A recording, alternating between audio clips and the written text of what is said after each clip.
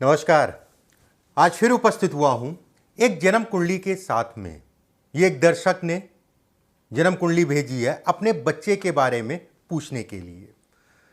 देखिए, जो लोग भी ज्योतिष का शौक रखते हैं उनके लिए ये जन्म कुंडली किस तरीके से फलित की जाती है। जो लोग ज्योतिष का शौक रखते हैं वो सब लोग जो है अपने लैपटॉप पे, फ़ोन पे या इसी में मैं डेट ऑफ बर्थ बोल रहा हूं, उसको खोल लीजिए और मेरे साथ आप भी जो है जन्म कुंडली का विश्लेषण कीजिए। डेट ऑफ बर्थ इनकी जो है सबसे पहले नोट करिए, 9 सितंबर 1984। समय अगर कहा जाए 23:21, रात में 11:21 का जन्म है। अरेरिया, अरेरिया मतलब ARIA, अरेरिया न्यूजीलैंड का जन्म है। न्यूजीलैंड में अरेरिया जगह है, वहाँ का इनका जन्म है। चलिए कार्यक्रम को शुरू करते हैं। इनके प्रश्नों को एक एक करके पहले लेते हैं। इन्होंने लिखा है, सर मैं विदेश में रहता हूँ। बिल्कुल ठीक है, न्यूजीलैंड विदेशी कहलाता है। ये मेरे बेटे की जन्म कुंडली है। बिल्कुल ठीक है। आपका कार्यक्रम अगर कहा जाए तो 6 साल से मैं लगातार देखता आया हूँ।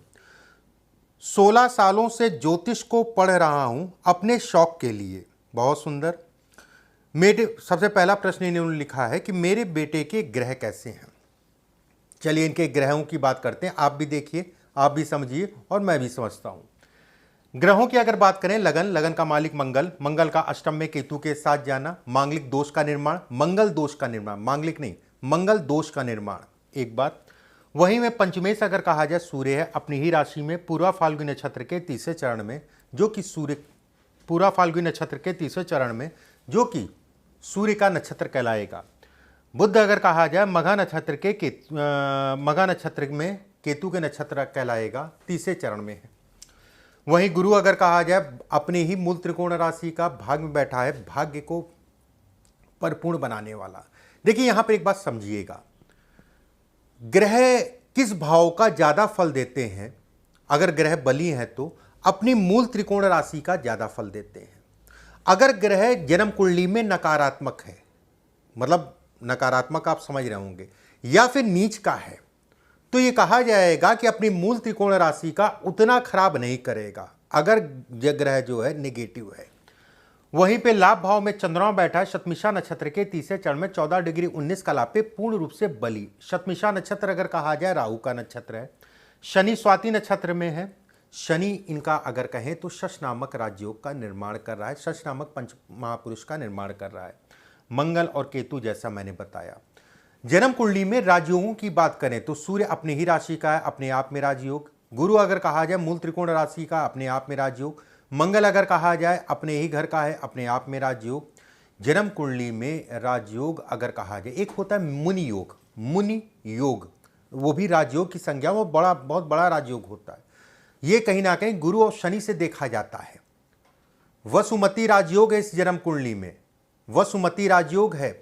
इंद्र राजयोग है। इंद्र राजयोग मतलब हो गया कि व्यक्ति इंद्र के समान ओजस्वी, चंद्रमा से, मंगल से, शनि से, शुक्र से बनने वाला ये राजयोग है। चंद्रमा, शनि, मंगल और शुक्र से बनने वाला राजयोग है। चलिए कार्यक्रम को शुरू करते हैं। अब इनकी जन्म कुंडली का विश्लेषण करते हैं। देखिए इनका अगर मैं बात करूं तो सूर्य उस समय पे दक्षिणायन था। जन्मकालीन नक्षत्र इनका अगर देखा जाए शतमिषा नक्षत्र है। योनि अगर कहा जाए अश्व है। गण अगर कहा जाए राक्षस है। योनि अश्व है, मेहनत करने की काबिलियत देता है, लेकिन ऐसे लोग थोड़ा आलसी भी होते हैं। गण अगर कहा जाए राक्षस है, अच्छा है, खराब नहीं है। आज के युग में राक्षस गण वाले कहीं ना कहीं ज्यादा सक्सेस हैं।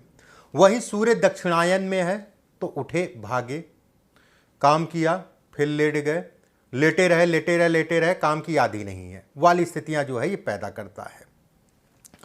पहला प्रश्न इन्होंने लिखा है कि अभी शादी नहीं हुई, कब तक होगी और कैसी रहेगी। चलो शादी की बात सबसे पहले करते हैं, फिर धन की, काम की, अन्य चीज़ों की बात करते हैं। देखिए शादी की बात करें, शनि बैठा है।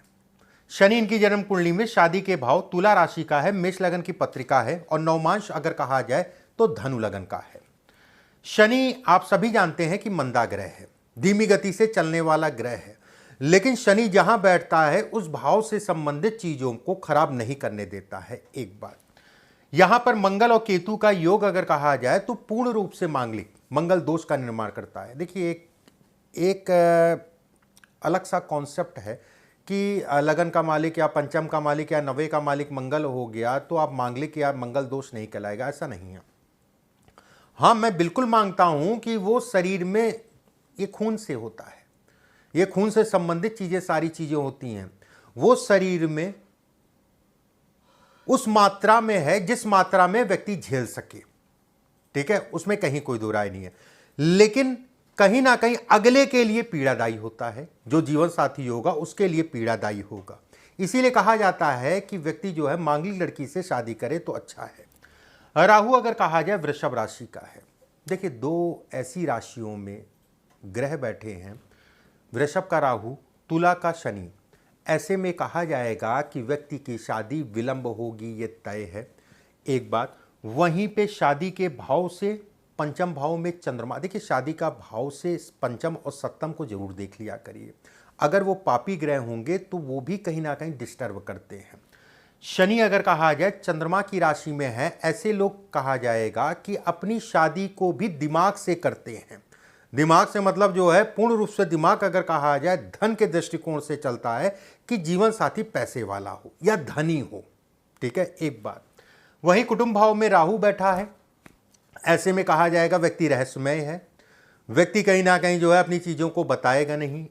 वहीं पंचम भाव में सूर्य बुध है, जो संतान का प्रॉमिस कर रहे हैं देव गुरु बृहस्पति के कारण कि इनका विवाह होगा और इनकी संतान भी होगी। अब बात आती है कि कब। शनि के कारण अगर कहा जाए, और शनि एक तरफ शुक्र का होना, एक तरफ मंगल और केतु का होना, ऐसे में भी ये कहा जाएगा कि व्यक्ति की एक शादी होगी जो चलेगी नहीं, कुछ समय के लिए चलेगी या साल भर चल जाए, बहुत बड़ी बात है। साल, 1.5 साल, 2 साल चल जाए, बहुत बड़ी बात है। एक शादी होगी जो चलेगी नहीं, स्वाति नक्षत्र के चौथे चरण में राहु का नक्षत्र कहलाएगा, और राहु अगर कहा जाए तो उनके द्वितीय भाव में मंगल से दृष्ट हैं। एक शादी होगी जो चलेगी नहीं, उसके बाद जो दूसरी शादी होगी तो व्यक्ति की चलेगी। क्यों? शनि की तीसरी दृष्टि अगर कहा जाए द्वितीय विवाह पे पड़ रही है, शनि की दशम दृष्टि अगर कहा जाए तो कहीं ना कहीं इनके सुख पे पड़ रही है। देव गुरु बृहस्पति अगर कहें तो दूसरी शादी से व्यक्ति को संतान देगा। पहली शादी से इनका जो है कुछ ही समय में शादी खत्म हो जाएगी। अब यहां पर बात आती है कब। इस समय पे गोचर में शनि महाराज अगर कहा जाए मकर राशि में गोचर कर रहे हैं, और दशाएं अगर इनकी देखी जाए तो मौजूदा समय पे शनि में राहु का अंतर चल रहा है, ठीक है, शनि में राहु का अंतर। देव गुरु बृहस्पति अगर कहें तो मेष राशि में गोचर कर रहे हैं, इसके बाद वृषभ राशि में गोचर करेंगे नवंबर के बाद से। ऐसे में कहा जाएगा कि व्यक्ति की शादी नवंबर के बाद होगी। वहीं पे गोचर के अनुरूप भी अगर कहें तो कुंभ राशि में शनि का गोचर है मौजूदा समय पे। ऐसे में मैं एक सजेशन देता हूं कि कोई ऐसी व्यवस्था अगर हो ना कि विदेशों में तो बहुत सारी चीज़ें प्रोवाइड होती हैं कि एक बार इनकी शादी करा दिया जाए, ठीक है, वो कह लिए झूठी वूठी शादी हो, कुछ कह लिए, क्योंकि विदेशों में बहुत कुछ ऐसा होता है। वहाँ की नागरिकता पाने के लिए, वहाँ पर जो है जाने के लिए मैंने बहुत बार देखा है।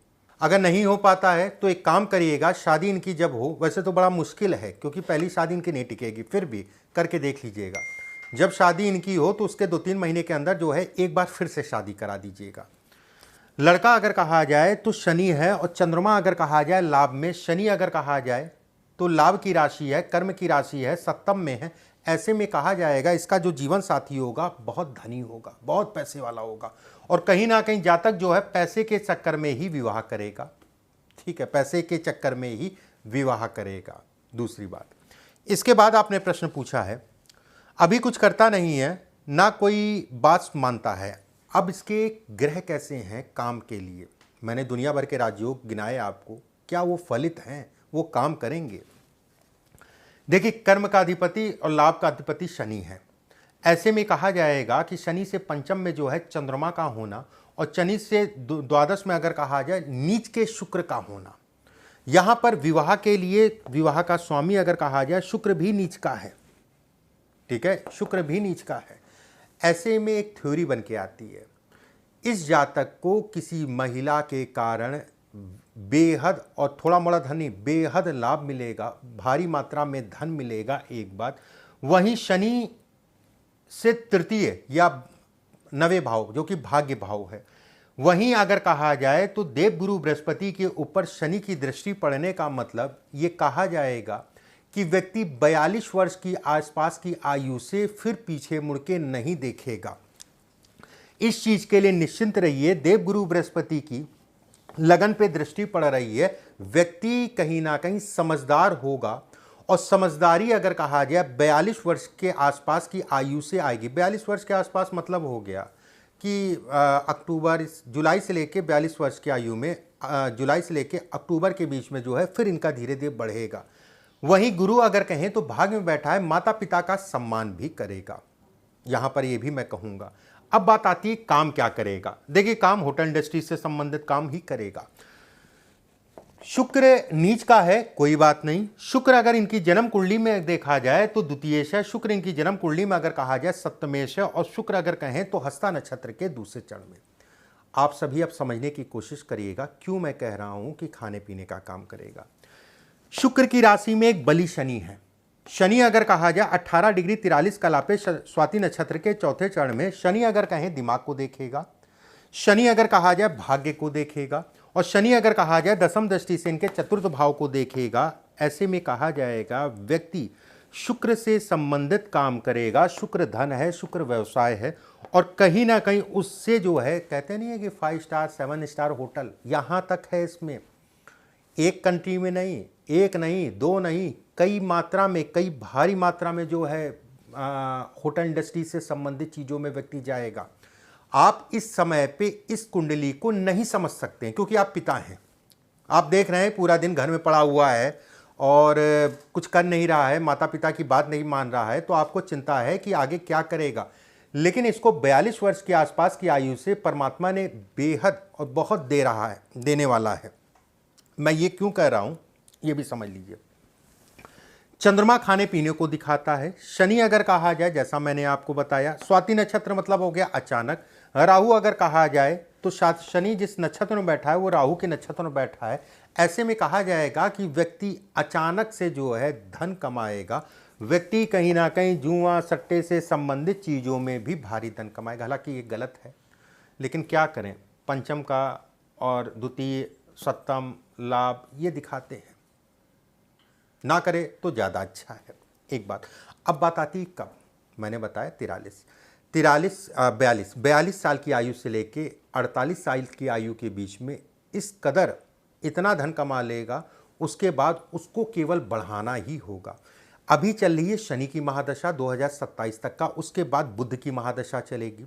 और बुध अगर कहा जाए तो इनकी जन्म कुंडली में सबसे बड़ा राजयोग है।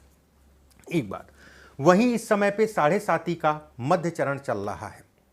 7.5 अगर कहा जाए तो शनि का गोचर लगन को देखेगा, दसम दृष्टि से मंगल और केतु को देखेगा। शनि की महादशा है, शनि में केतु का अंतर है। सर पे कहीं ना कहीं चोट लगेगी या सर के अंदर कोई बीमारी होगी। समय फरवरी से लेके, अगले साल की मैं बात कर रहा हूँ, फरवरी से लेके सितंबर तक के पीरियड में अपने आप को बचा के चलें, संभाल के चलें। चोट या सर में कोई समस्या होना जिसका असर काफ़ी भारी होगा, बच जाएंगे ये जरूर मैं कहूँगा, लेकिन समस्या बहुत बड़ी होगी, समस्या बहुत बड़ी होगी। अब बात करते हैं इनके अगले प्रश्न की। क्या करेगा, बिजनेस या नौकरी? बिजनेस करेगा। बिजनेस के योग हैं, कर्म का अधिपति शनि है, लाभ का अधिपति शनि है। ऐसे लोग स्वतंत्र प्रवृत्ति के होते हैं। शनि अगर कहा जाए भाग्य को देखेगा, व्यवसाय में बैठा शनि, और जिस नक्षत्र में, राहु के नक्षत्र में, शुक्र से संबंधित काम करेगा। शुक्र की राशि है। ऐसे में व्यक्ति व्यवसाय के लिए ही बना है, उसको बहुत ज़्यादा फोर्स मत करिएगा। नौकरी वोकरी करेगा नहीं, व्यवसाय करेगा और व्यवसाय में चमकेगा, जिसे कहा जाता है चमकना। और आप क्या हैं, आपसे कई गुना ज़्यादा धन ये कमाएगा, छोटी मोटी बात नहीं है। इसके बाद आपने पूछा है, एक ज्योतिष ने नीलम पहना रखा है। देखिए, नीलम इसने पहन रखा है, नीलम का इसमें काम नहीं है। ऑलरेडी शनि अगर कहा जाए तो बहुत बली है, शनि अगर कहा जाए तो बहुत बली है। नवमांश में भी अगर कहा जाए तो मीन राशि का है। नवमांश में अगर कहा जाए तो शनि और राहु दोनों ग्रह एक साथ बैठे हैं। ये भी एक बहुत बड़ा राजयोग है। दो पापक ग्रह और दोनों बली अवस्था में, इनका विवाह तो चौपट कर दिया, पहला विवाह, ठीक है। शनि राहु एक साथ नवमांश में बैठना चौपट कर दिया। लेकिन काम के लिए, धन के लिए ये अपने आप में बहुत बड़ा राजयोग है। हजारों कुंडलियों में ऐसी कुंडलियाँ होती हैं, हजारों कुंडलियों में। और ये बातें मेरी आपको याद आएंगी जब ये 44 साल की आसपास की आयु में होगा, मतलब 42 से 2 साल थोड़ा सा देखने को लगेगा, 44 साल के आसपास की आयु में होगा, तब मेरी ये बातें आपको याद आएंगी। वहीं पे शनि अगर कहा जाए तो प्रश्न आपका जो नीलम, देखिए जब आपका पेट भरा हुआ है और वैसे भी ये कहीं ना कहीं जो है दो ऐसे भावों का स्वामी है जो कि अच्छा नहीं है। अब ये जो थोड़ी मोड़ी विवाह से संबंधित चीज़ों में ठीक ठाक है थोड़ा मोड़ा, वो भी ख़त्म कर देगा। ज्योतिष का मतलब अनुभव है, ज्योतिष का मतलब शिक्षा है, ज्योतिष का मतलब हो गया अनुभव। देखिए ज्योतिष फेसबुक से, यूट्यूब से पढ़ के नीलम बता देना फिर ये गलत है। इसको नीलम तत्काल उतरवा दीजिए। ये नीलम इनके लिए नहीं बना है, इनके लिए कोई रत्न बना है तो ये माणिक के है। पुखराज भी मत पहनाइए, छोड़ दीजिए, माणिक के पहना दिए बस। गुरु की दृष्टि सूर्य पे पड़ती रहेगी और ये लक्ष्मी भी देगा कहीं ना कहीं, और कहीं ना कहीं सुख भी देगा और इनको नाम भी देगा। ये नामी वाली कुंडली है, मेष लगन है, कृतिका नक्षत्र के पहले चरण में जन्म हुआ है, सूर्य का नक्षत्र है। और सूर्य अगर कहा जाए तो लगन से पंचम में और लगन से भाग्य में देवगुरु बृहस्पति हैं। ऐसे लोग नामी होते हैं, उसमें कहीं कोई दो राय नहीं है। इसके बाद आपने पूछा है कि कंफर्टेबल लाइफ का 42 ही मान लीजिए, उसके बाद से तो आपको मिल ही नहीं पाएगा। ये इतना व्यस्त हो जाएगा अपने कामों में कि आप, लेकिन गुरु के कारण आपका सम्मान जरूर करेगा, इस चीज़ का निश्चिंत रहिए। जैसे आपने लिखा अभी बात नहीं मानता, गुरु के कारण आपका सम्मान करेगा। गुरु अगर कहा जाए तो भाग लगन को देखेगा और सूर्य और बुध को देखेगा। ऐसे में कहा जाएगा कि जातक की संतान होगी और संतान भी कहीं ना कहीं अव्वल दर्जे की एक संतान होगी। शनि दूसरी संतान नहीं होने देगा, एक ही संतान है इसमें, शनि दूसरी संतान नहीं होने देगा। राहु अगर कहा जाए शुक्र को देखेगा, शुक्र को देखेगा। मैं कह तो रहा हूँ जो आप वो जो चलता है विदेशों में शादी कि करा दिया, उसके बाद जो है वहाँ की नागरिकता या कोई बात हो, मिल गए, उसके बाद दोनों अलग हो गए, ये इस कुंडली में संभव है। आप ऐसा इसके लिए आगे करा सकते हैं। एक बार ये चीज़ करा दिया तो ये भाव एक्टिव हो जाएगा, शादी जिससे भी होगी अच्छी चलेगी, उसमें कोई दो राय। लड़का मूड़ी है, मंगल के कारण अगर कहा जाए, मंगल केतु अष्टम में बैठे हैं, ऐसे लोग मूड़ी होते हैं, ऐसे लोग स्वतंत्र होते हैं, आप इसको बांध नहीं सकते हैं। इस चीज़ का निश्चिंत रहिए, बंधेगा नहीं, जो करना है अपने दम पे करेगा। वहीं पे एक चीज़ और समझ लीजिए कि चंद्रमा से शनि अगर कहा जाए तो 90 में है, और चंद्रमा से अगर कहा जाए सूर्य सप्तम में है, और चंद्रमा से अगर कहा जाए गुरु लाभ में है। ऐसे लोग अगर कहें तो लक्ष्मी अपने भाग्य के सहारे कमाते हैं। वहीं जीवन साथी अगर कहा जाए शनि है, देवगुरु बृहस्पति जो जीवन साथी दूसरा होगा, इनके काम में इनकी मदद भी करेगा। ऐसे लोग खूब धन कमाते हैं, खूब धन, और ऐसे लोगों के जीवन साथी के आने के बाद या उनसे बेहद आशा पैसा मिलता है। लड़का माइंडेड है, इसको बेवकूफ़ मत समझिए। चंद्रमा की राशि में शनि का होना, और शनि अगर कहा जाए तो कहीं ना कहीं लाभ का स्वामी होना, ऐसे लोग मानसिक रूप से बड़े मजबूत होते हैं। राहु के नक्षत्र में है, क्या चल रहा है दिमाग में, कहाँ से पैसा लाना है, कैसे मैनेज करना है, किसको बेवकूफ़ बनाना है, इन सबों को ये सब चीज़ें पता रहती हैं।